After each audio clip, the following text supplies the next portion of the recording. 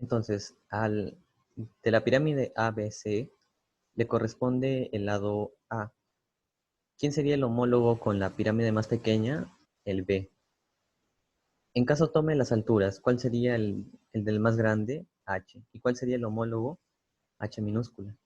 Entonces, eso de allí al cubo.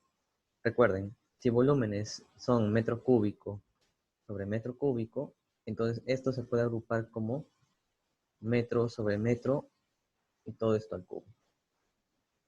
Entonces, esa se puede calcular su relación. Deben ser pirámides semejantes. Entonces, esto de aquí, semejante. Hablemos de la pirámide regular. Pirámide regular, ¿recuerdan que habíamos dicho que la base es un polígono regular? Pues aquí tenemos un hexágono, ¿no? Entonces, ¿qué pasa con la altura primero? Cae en el centro geométrico. Ustedes recuerdan por la clase de polígonos regulares que el hexágono regular, ahí está, centro geométrico, se podía trazar toda una circunferencia y los vértices caían allí. Aquí el gráfico, como no es exacto, no cae, ¿no? Y tampoco mi circunferencia no es exacta. Pero supongamos de que lo construimos bien. Entonces ahí está. ¿Qué pasa? Que primero la altura la representamos por h, cae en el centro geométrico o ya. ¿Y qué tenemos? Un apotema, ¿recuerdan? Apotema del centro al lado, 90 grados. Este era el apotema. ¿Pero de quién es? ¿De la pirámide o de la base? De la base. Entonces le ponemos de la base. Listo.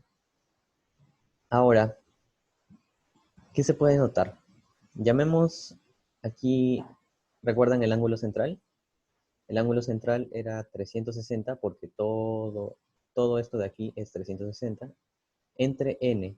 Si esto es un polígono de 6 lados, entonces 360 entre 6 sería 60. 60 grados para el ángulo central. Si nosotros conectamos O con los vértices sería la mitad, ¿no? La mitad porque estoy trazando el 90, entonces sería con 30. Si aquí tengo 30 grados, ¿no? Listo.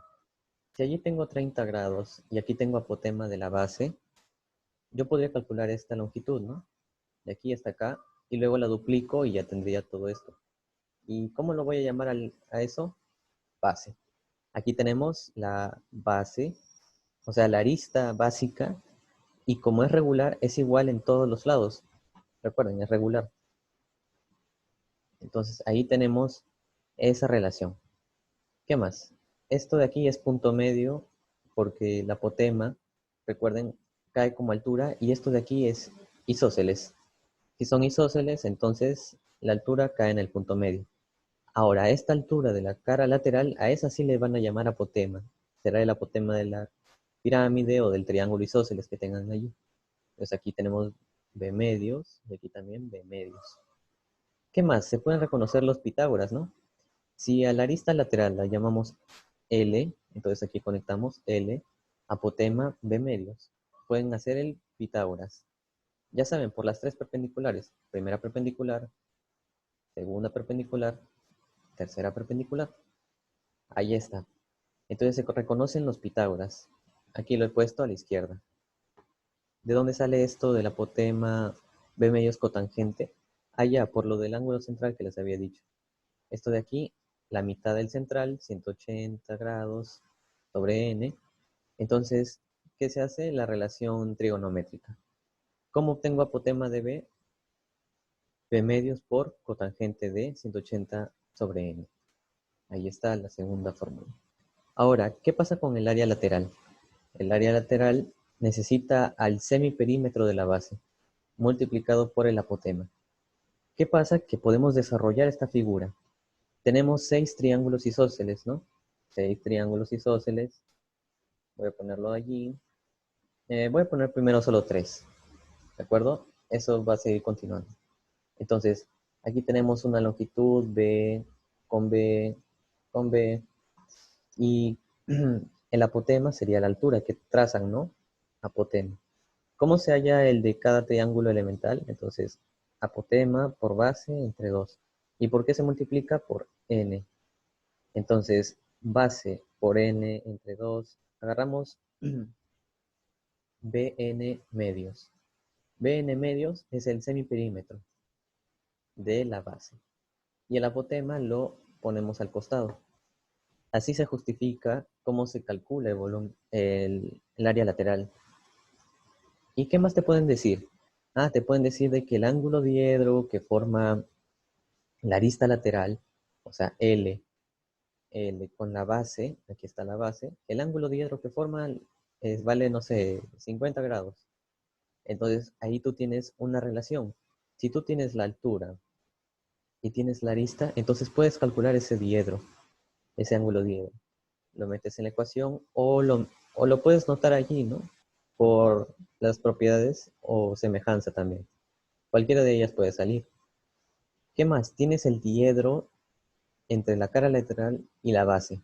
Cara lateral, toda esta cara, y la base. ¿Cómo se construye un diedro? Con las alturas, ¿no? Primera perpendicular, también estaba la segunda perpendicular y la tercera perpendicular. Aquí está la segunda perpendicular y aquí está la tercera. Así se puede formar también el diedro, de la clase pasada también. ¿Qué más? ¿Podrías encontrar otras relaciones? Claro, apotema, altura, mira por aquí, apotema, altura, ¿qué sería W? W es, o sea, el seno de W sería H sobre apotema. O sea, si tú notas que aquí te lo han dado de dato y aquí de dato, entonces puedes calcular el diedro. Esto de aquí parece W, pero en realidad se le dice omega porque es una letra griega. ¿De acuerdo? Entonces así pueden calcular con las pirámides regulares. Puede ser un hexágono, octágono, dodecágono. Depende de la dificultad del problema. Hablemos del tronco de pirámide.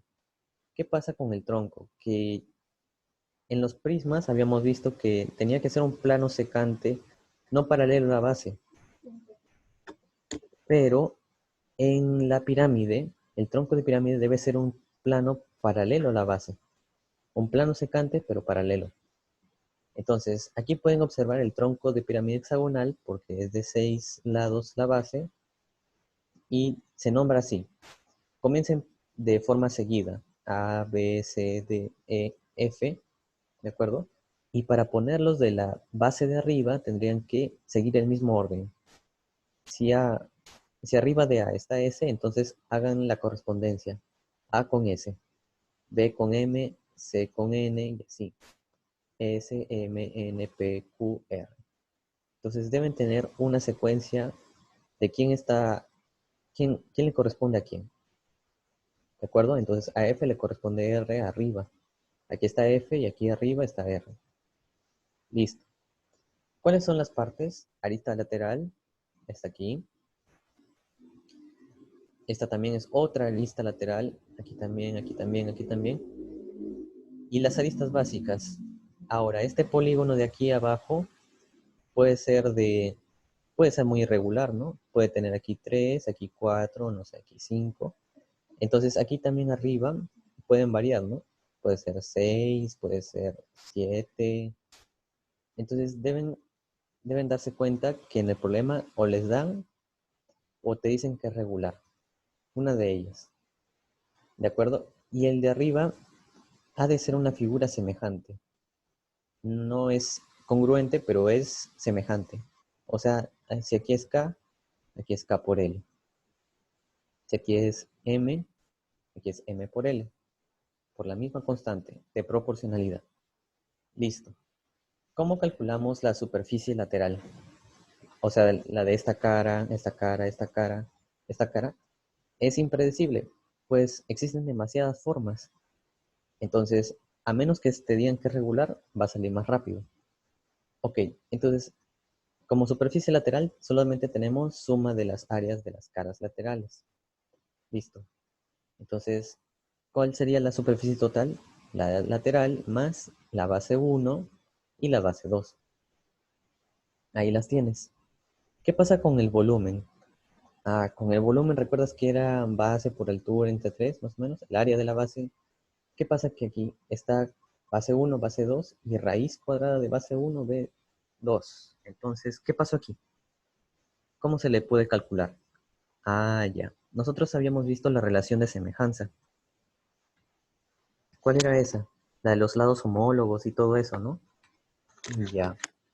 Podemos hacer un volumen total, o sea, el volumen original de la pirámide sería la de la pirámide máxima, o sea, la más grande, menos la pirámide pequeña, o sea, la pirámide grande y la pirámide pequeña. Si restamos la grande con la pequeña, tendríamos el tronco. Entonces ahí tenemos el volumen del tronco, sería la pirámide máxima menos la pirámide mínima. Algunas le dicen deficiente, pirámide deficiente a la pequeña. En fin. Entonces, para marcar esta fórmula, vamos a utilizar un caso simple. Que la base sea, no sé, un rectángulo o un paralelogramo, para anotarlo más rápido, aquí abajo. Entonces, ¿recuerdan? ¿Qué pasa con las áreas? Base 1, base 2. Están en metros cuadrados, metros cuadrados. Entonces, ¿qué pasa? Tenemos que hacer homólogos y luego eso al cuadrado, ¿no? Entonces, a la base 1, ¿cuál sería la altura correspondiente? H menos H. Y en la base 2, ¿cuál sería la altura correspondiente? H mayúscula. Dividimos eso y lo elevamos al cuadrado. Listo. Si nosotros despejamos h sobre h minúscula, tendríamos lo siguiente. 1 menos raíz cuadrada de b1 sobre b2. Todo eso en inverso, ¿no? Listo. Ahora, ¿cómo puede eso venir a esta fórmula y terminar aquí? Pues simplemente hay que notar esto. De la pirámide mayor, base 2 por la altura grande sobre 3. Este 3 lo estoy agrupando en cada uno. Luego, ¿qué le quitas? Le quitas la... Ah, aquí está. Base 1, la pequeña con la grande. Aquí está, mira. Olvidé poner esto de aquí. H menos H. Entonces, base 1 por H menos H. Por eso aquí tú ves esto de acá. Base 1, base 2. Listo. Entonces, si aquí le estamos restando, mira, base 2 por H sobre 3 menos, ¿qué sería? H menos H, base 1 sobre 3. Estoy agrupando este 3 aquí abajo y estoy pasando este menos aquí, mira, menos H, y este menos con este menos se vuelven más H minúscula. Multiplicando con B1. Aquí está B1, B1. Listo. Ahora, ¿qué pasa? Que aquí tenemos H mayúscula y aquí tenemos H minúscula. ¿Podemos aprovechar esto de acá para dejarlo solamente con base 1, base 2 y H? Sí. Entonces, mira, al volumen del tronco que está allí, vamos a multiplicarle ese 3, pasarlo para allá y dividir entre H. Entonces tendrías volumen del tronco por 3 sobre H sería igual a base 2 por H sobre H. Esto es lo que nos interesa porque está aquí. Menos B sub 1 por H entre H y más B1 H entre H, que eso es 1. Entonces ahí te quedas con eso. Listo, este H sobre H hay que agruparlo. Entonces, H sobre H, eso de allí le ponemos en paréntesis, paréntesis. Listo. Ahora lo siguiente es reemplazar. Reemplazar ahí.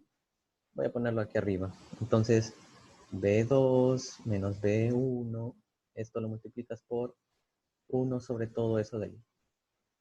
Si nosotros multiplicamos por raíz de B2 allá arriba y allá abajo, entonces tendríamos B2 raíz de B2 menos raíz de B1. Listo. Esa es la primera parte. Ahora le aumentamos B1 más B1. Si nosotros operamos, tendríamos raíz de B2. ¿Esto de aquí qué es? B2 también es raíz de B2 al cuadrado. Entonces, cuando nosotros multipliquemos, va a ser el cubo. Entonces ahí tendremos lo siguiente. En el numerador tendríamos base 2 por esto de aquí. Entonces tendrías b sub 2 por raíz de b sub 2 menos b sub 1 raíz de b sub 2 más, aquí esto debe multiplicar acá, tendrías b sub 1 raíz de b sub 2 más, menos b sub 1 raíz de b sub 1. Eso está en el numerador. A ver qué se simplifica. Esto de aquí está restando y quedó así. Quedó de la siguiente manera. Raíz de b sub 2 con b sub 2 es raíz de b sub 2 al cubo. Y lo mismo para aquí. Ahora, ¿qué tienes aquí? Un a cubo menos b cubo, todo sobre a menos b. ¿Qué era eso igual? A un a cuadrado más b cuadrado más ab. Entonces, a es raíz de b sub 2 y b es raíz de b sub 1. Si nosotros lo reemplazamos, tendríamos lo siguiente.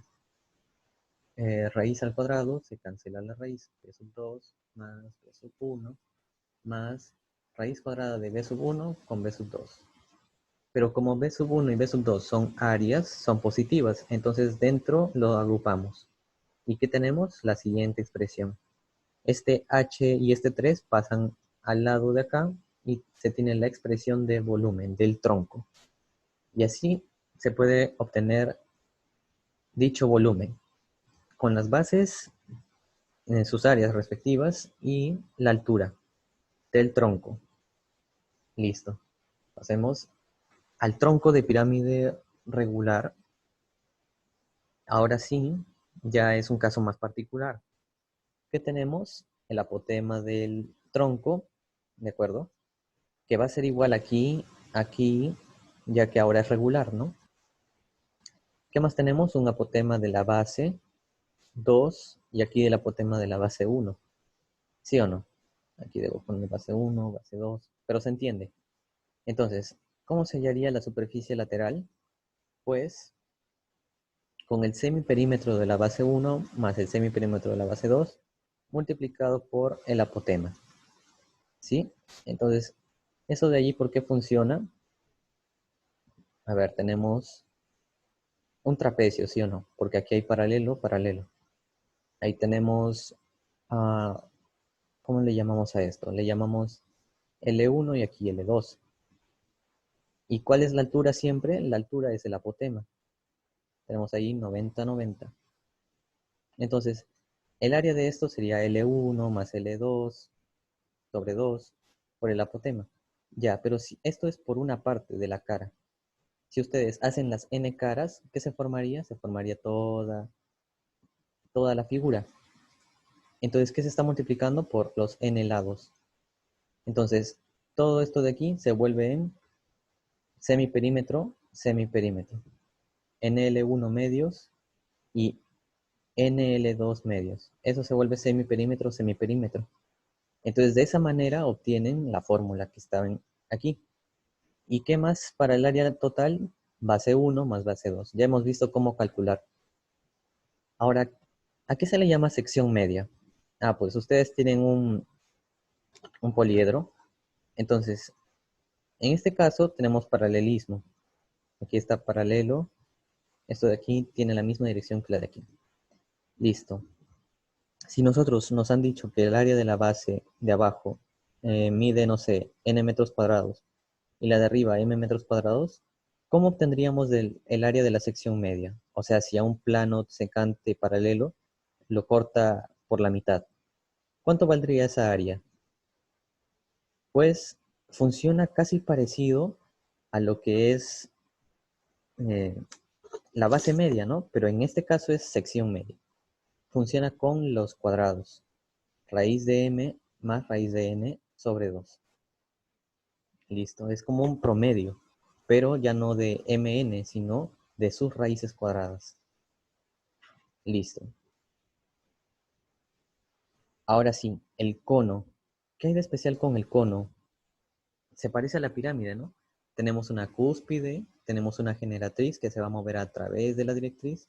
Ojo, ¿qué pasaba con la directriz? La directriz tenía que ser curva, curvilínea. Entonces no hay nada recto. todo es curvo, suave, o sea, una directriz suave.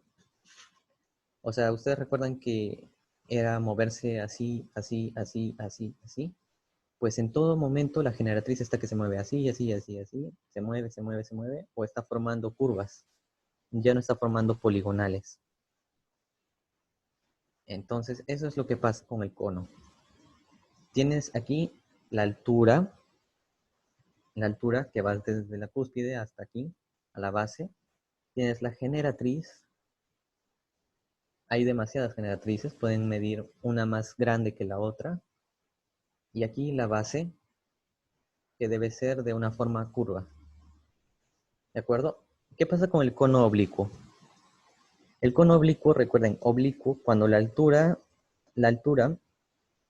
cae fuera del centro geométrico. ¿Ven? Está fuera de aquí. En este caso he elegido un cono de base elíptica.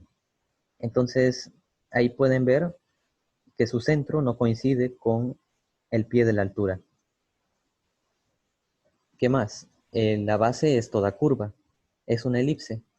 Si es una elipse, tiene un eje mayor, un A, y tiene un B.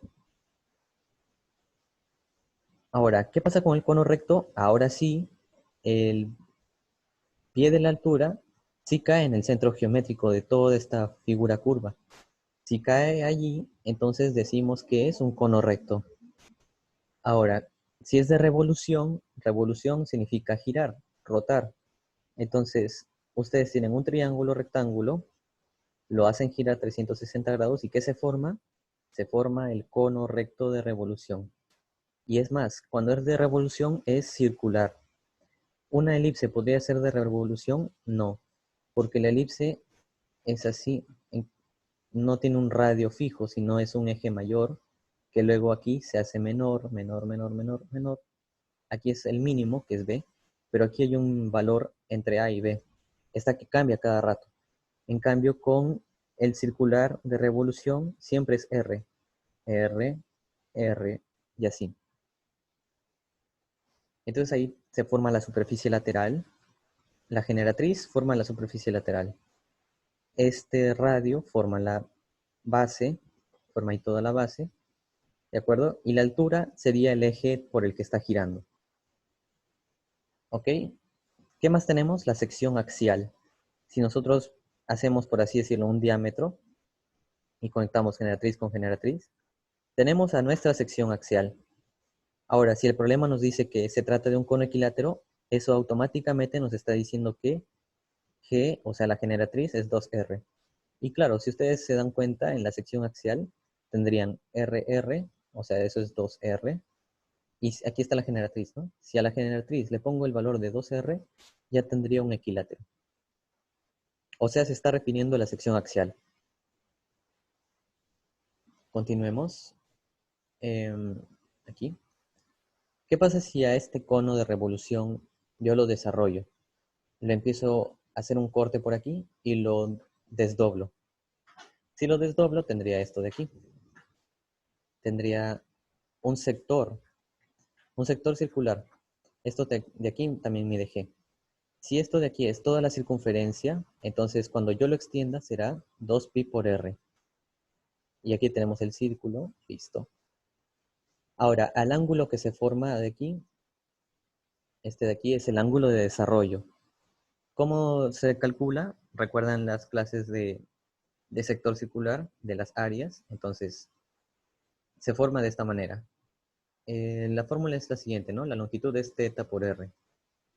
Entonces, en este caso es 2pi R es igual a θ por la generatriz. Paso a dividir y tengo esto de acá.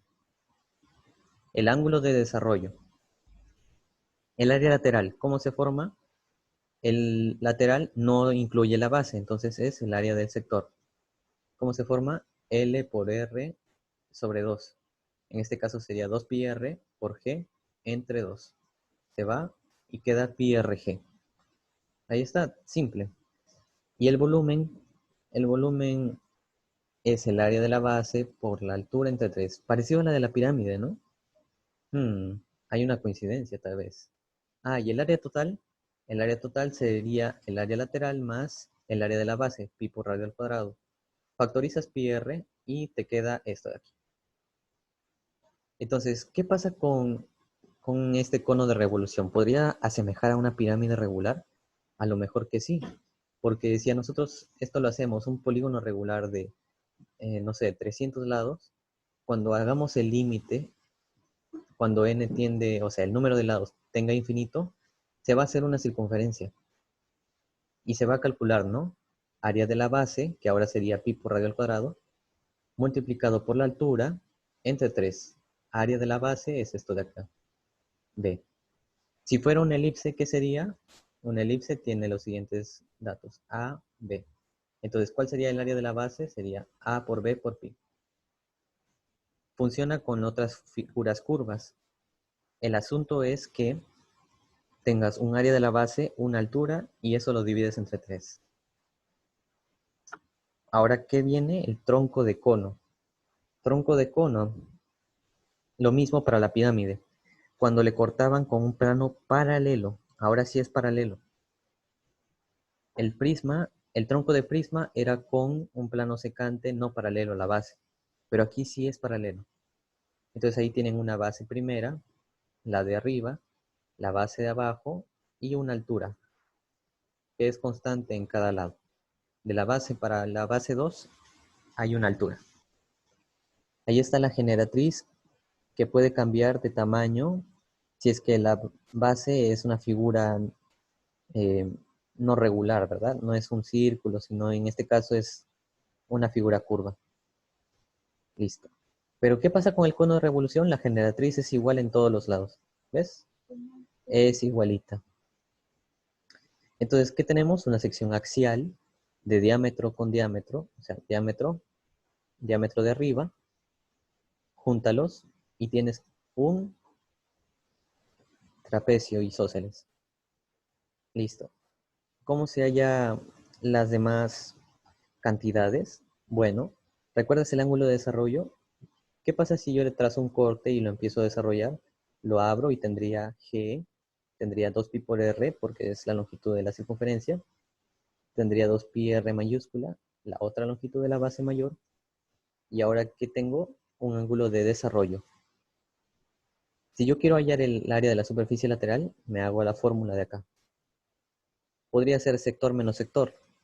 Serían 2pi R multiplicado por ¿quién? Por este de acá, que sería, no sé, G2 más G, ¿no?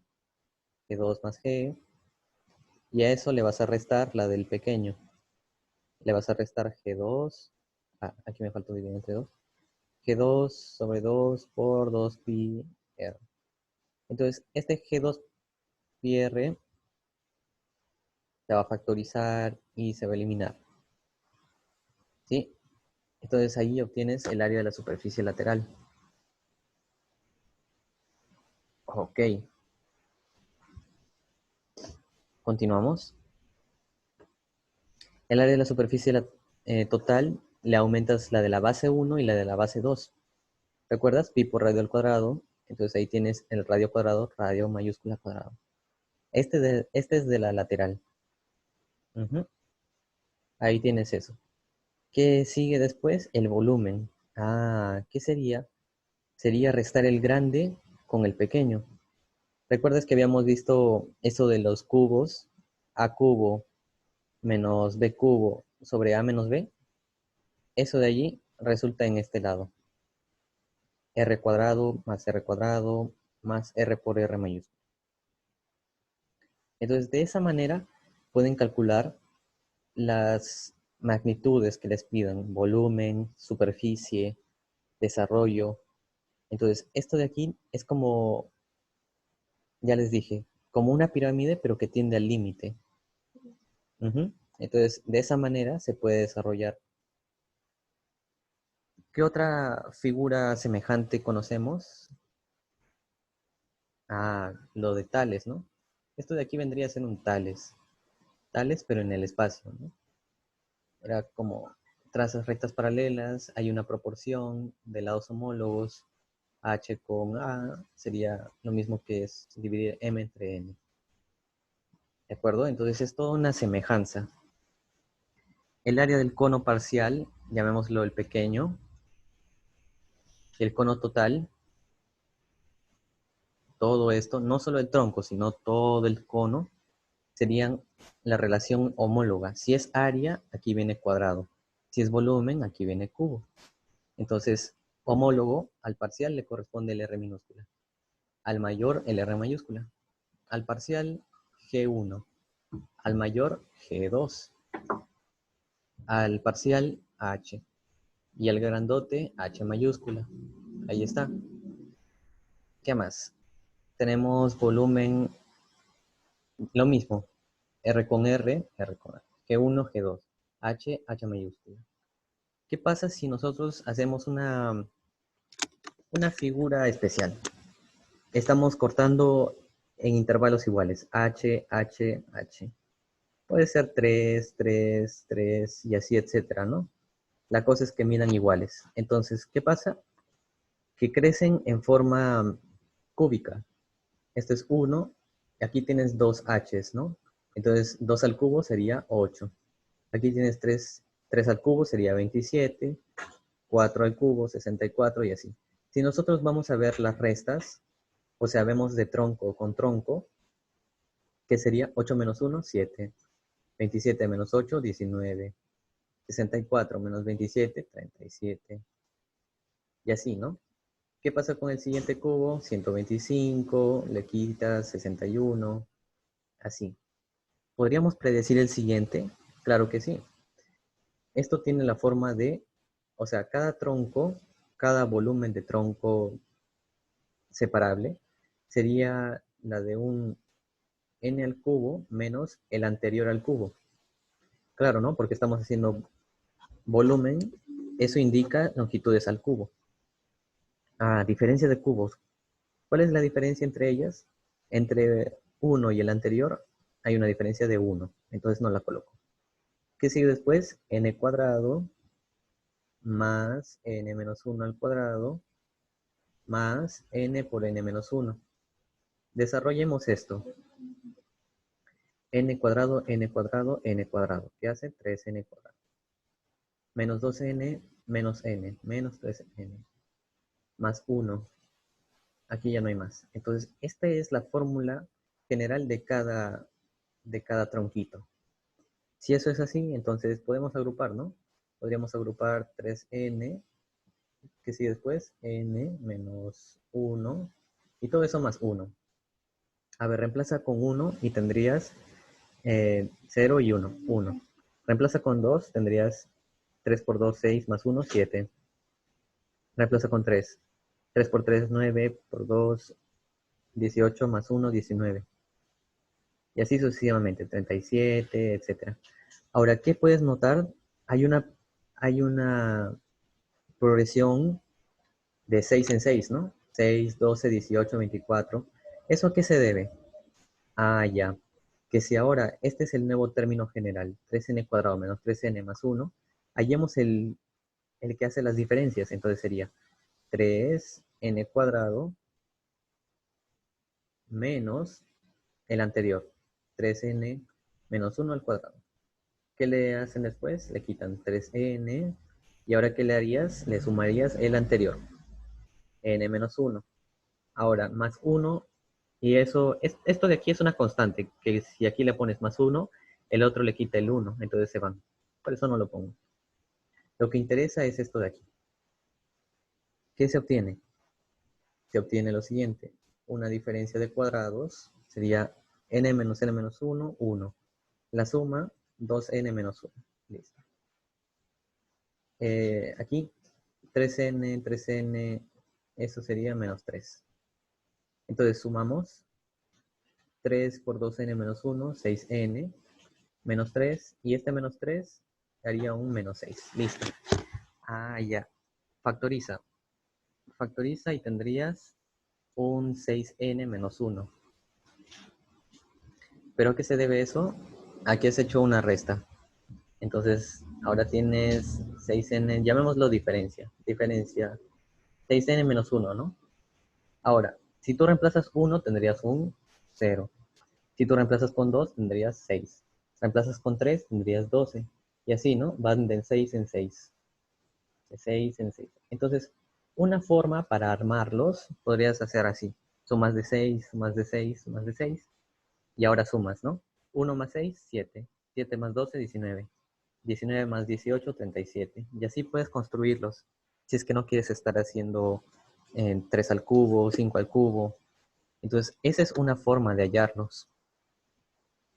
Profesor, ¿qué pasa si a mí me ponen un corte distinto?